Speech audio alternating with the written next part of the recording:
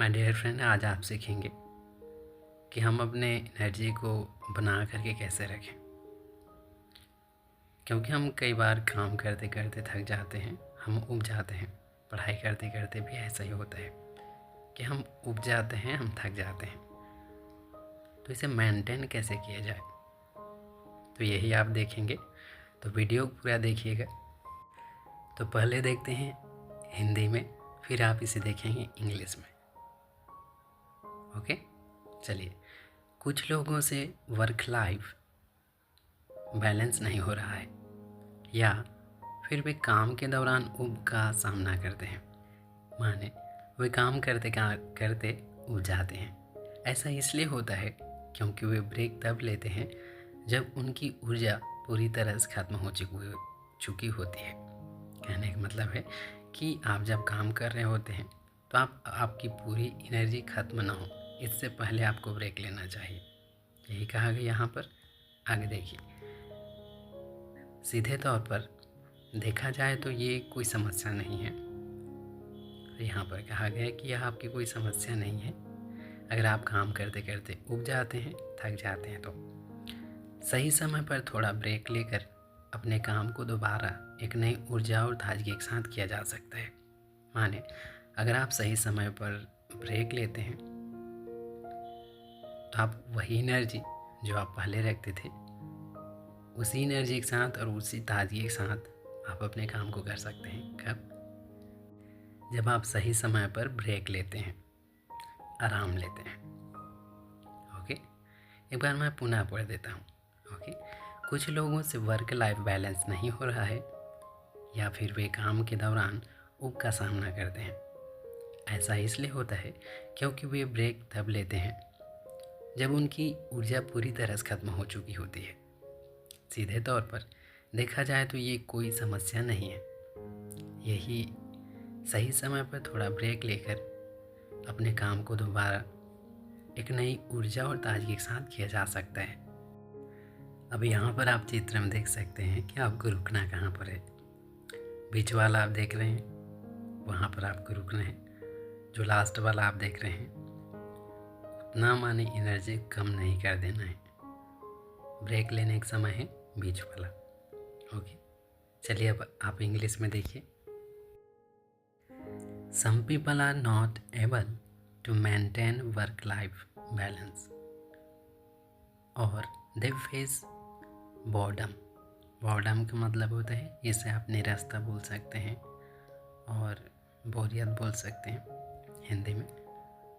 During work, तो यहाँ पर वही लिखा माय फ्रेंड कि कुछ लोग some people are not able to maintain, माने मेंटेन वर्क लाइफ बैलेंस। माने वर्क लाइफ का जो बैलेंस होता है, पर्सनल लाइफ और काम, उन दोनों के बीच जो बैलेंस होता है उसे मेंटेन करने में असफल होते हैं। कहें तो some people are not able, उन्हें वे मेंटेन नहीं कर पा रहे होते। और दे फेस बोर्डम, और उन्हें उबाऊपन का फेस करना पड़ता है। माने उबाऊपन, या फिर आप कह सकते हैं ऊब का सामना करना पड़ता है। कब? ड्यूरिंग वर्क के दौरान। दिस हैपन्स, यह होता है because they take breaks when their energy is completely exhausted. Exhausted का मतलब होता है थका हुआ, या फिर चकनाचूर कह सकते हैं आप हिंदी में। तो यह कब होता है? क्योंकि जब वे ब्रेक लेते हैं, कब? When their energy is completely exhausted, जब उसकी एनर्जी पूरी तरह से खत्म हो चुकी होती है, तब वे ब्रेक लेते हैं। तो इस तरह से करना उन्हें बोरियत फील कराता है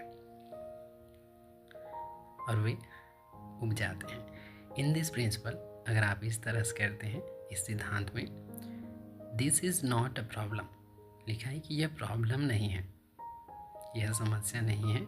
by taking a small break at the right time, माने सही समय पर। एट द राइट टाइम मतलब सही समय पर एक छोटा सा ब्रेक लेकर के one can do his work again with a new energy and freshness। one का मतलब होता है यहाँ पर हर कोई अपनी एनर्जी को, हर कोई अपने काम को फिर से कर सकता है। कैसे? with a new energy और फ्रेशनेस, एक नई ऊर्जा के साथ और ताजगी के साथ हर कोई अपना काम फिर से कर सकता है, अगर वह सही समय पर ब्रेक लेता है, आराम लेता है तो यहाँ पर आप समझ गए होंगे माय फ्रेंड क्या कहा गया। तो चलिए आप अपनी इंग्लिश को इम्प्रूव करने के लिए एक बार मेरे साथ पढ़ते जाइए। Some people are not able to maintain work life balance और they face boredom during work. This happens because they take breaks when their energy is completely exhausted. In principle, this is not a problem. By taking a small break at the right time,